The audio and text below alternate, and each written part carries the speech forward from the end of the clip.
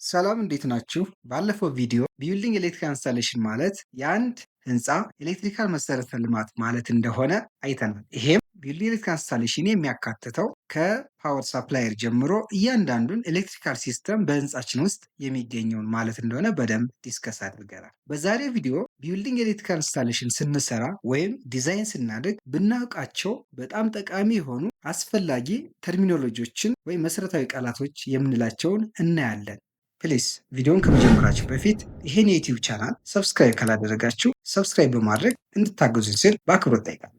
በአንድ ህንፃ ውስጥ የሚገኙ ኤሌክትሪካል ሲስተምስ በውስጡ የሚይዟቸው እንደ ኤሌክትሪካል ኬብልስ፣ ዋየሮች፣ ሶኬት አውትሌቶች፣ ሆም አፕላያንስ የምንላቸው አጠቃላይ ሆም ውስጥ የሚገኙ ኤሌክትሮሜካኒካል ዲቫይስስ ወይም እቃዎች እና ሌሎች አሉ። እነዚህን ተርሚኖሎጂዎችን መረዳት ቢልዲንግ ኤሌክትሪካል ኢንስታሌሽን ዲዛይን ስናደርግ ኢንስታል ስናደርግ ወይም ኢንስፔክሽን እና ሜንቴናንስ ስንሰራ በጣም ይጠቅመናል። እንደዚህ አንድን ቢልዲንግ ኤሌክትሪካል ኢንስታሌሽን ስንሰራ የተሻለ አድርገን ለመስራት ማወቅ ካለብን ዋና ዋና ተርሚኖሎጂዎች ውስጥ ዋና ዋና ኬተርሚኖሎጂ የምንላቸው አንደኛ ኤሌክትሪክ ገመድ የምንለው ወይም ኬብል የምንለው ኤሌክትሪካል ኢነርጂ ወይም ኤሌክትሪሲቲ በውስጡ የሚያስተላልፍ ማለት ነው። እዚህ ኮንዲት ውስጥ ኤሌክትሪክ ገመድ አለ። ይሄ ኤሌክትሪክ ገመድ ከኢነርጂ ሶርስ ወይም ኤሌክትሪካል ኢነርጂ ሳፕላይ ከሚያደርገው ሲስተም ለእያንዳንዱ ጋር ኤሌክትሪካል ኢነርጂን ያስተላልፋል ወይም በቀላሉ ኢዚሊ ኮንዲዩት ያደርጋል። ሁለተኛ ሰርኪዩትስ የምንላቸው እነዚህ ሰርኪዩትስ የምንላቸው ኤሌክትሪካል ሳፕላይሩንና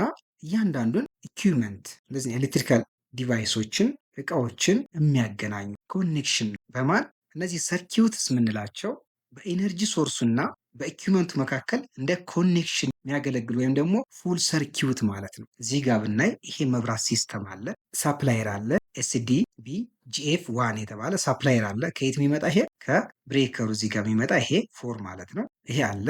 ስለዚህ በዚህ በሳፕላየሩና በዚህ ሎድ መካከል ያለው ሲስተም ፉል ሎድ መስራት አለበት፣ ኮኔክሽን መኖር አለበት። ኢነርጂ ሳፕላይ ተደርጎ እዚህ ዲቫይስ ላይ መድረስ አለ። ስለዚህ ይህንን ሰርኪዩት እንለዋለን። ሌላ ሶስተኛ ማከፋፈያዎች ወይም ዲስትሪቢዩሽን ቦርድስ የምንላቸው አሉ።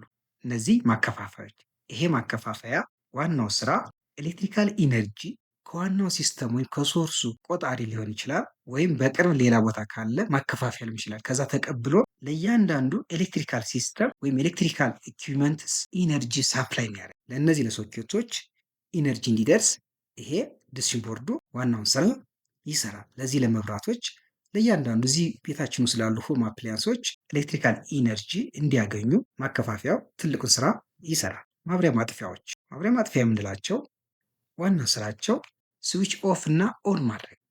ይህን ማብሪያ ማጥፊያ ብናይ እዚህ መብራት ላይ መብራት በምንፈልግበት ጊዜ ኦን እናደርግና መብራት ወይም ብርሃን እናገኛለን። ብርሃን በማንፈልግበት ጊዜ ወይም አላስፈላጊ ከሆነ በዚህ ኦፍ አድርገን ስዊች ኦፍ እናደርግና ዲስኮኔክት እናደርግ። ስለዚህ የማብሪያ ማጥፊያ ዋናው ስራው በመዝጋትና በመክፈት ኤሌክትሪካል ኢነርጂ ፍሰት ወደ ኢኩዊፕመንቱ ወደዚህ ሲስተም ወደዚህ መብራት እንዲደርስ ማድረግ ነው። ሌላ ዲዛይን ስናደርግ ማወቅ ያለብን ሆም አፕላያንስስ የምንላቸው እነዚህ ሆም አፕላያንስስ የምንላቸው ቤት ውስጥ የሚገኙ አጠቃላይ ኤሌክትሮሜካኒካል ዲቫይሶች ወይም በኤሌክትሪካል ኢነርጂ የሚሰሩ እንደ መብራት እዚህ ጋር እንደምናየው መብራቶች፣ ሶኬት አውትሌት የምንላቸው ኪችን ውስጥ የሚገኙ ስቶቭ፣ እንጀራ ምጣድ፣ ኤሲዎች፣ ዋተር ሂተሮች እነዚህ አጠቃላይ ሆም አፕላያንስስ እንላቸዋለን። ሌላ ተርሚኖሎጂ ፕሮቴክቲቭ ዲቫይስስ ምንላቸው እነዚህ ለፕሮቴክሽን የምንጠቀምባቸው ዲቫይሶች እንደ ብሬከር ያሉ እንደ ፊውዝ አይነት ዲቫይሶች። እነዚህ ዲቫይሶች ፕሮቴክት ማድረግ ወይም መከላከል ነው። ብዙ ጊዜ እዚህ ዲስትሪቢዩሽን ቦርድ ላይ ብሬከሮች አሉ። እነዚህ ብሬከሮች ኃይል ያሰራጫሉ፣ እንደገና ለፕሮቴክሽን የሚያገለግላሉ። ዋናው ስራቸው ምንድን ነው? ፎልት በሚፈጠርበት ጊዜ ኢኩዊፕመንቱንና አጠቃላይ ሲስተሙን እና እኛ ሰዎችን ከአደጋ መከላከል እንደ ሴፍ ጋርድ ያገለግላሉ ማለት ነው። እነዚህን መሰረታዊ ተርሚኖሎጂዎችን ከተረዳን ወይም ካወቅን እንደዚህ የተሰጠን አውቶካድ ድሮይንግን በቀላሉ ማንበብ እንችላለን። መብራት ሲስተሞች የት አሉ፣ ማብሪያ ማጥፊያዎች የት አሉ፣ ሶኬት አውትሌቶች የት ጋር ነው የሚቀመጡት፣ አላይመንታቸው ምን አይነት ነው፣ ሶኬት ምን አይነት፣ ሌሎችን ሆም አፕላያንሶችን ኢዝሊ የት እንዳሉ ማንበብ እንችላለን። እንዲሁም ዲዛይን በምናደርግበት ጊዜ ኒው ሲስተም ከሆነ አዲስ ቢልዲንግ ከሆነ ኢኮኖሚካሊ እና ሴፍሊ ዲዛይን እንድናደርግ ይጠቅመናል። መቼ? ተርሚኖሎጂዎችን በደንብ ስናውቅ፣ ኢንስታሌሽን ስንሰራ፣ ኢንስፔክሽን ስንሰራ በጣም ጠቃሚ ነው። ከዚህ ቪዲዮ ጠቃሚ ነገር ካገኛችሁበት ቪዲዮን ላይክ ማድረግ እንዳይረሳ። እንዲሁም ሰብስክራይብ ካላደረጋችሁ ፕሊዝ ሰብስክራይብ ዚስ ቻናል። ታንክ ዩ ቬሪ ማች ፎር ዮር ዋቺንግ።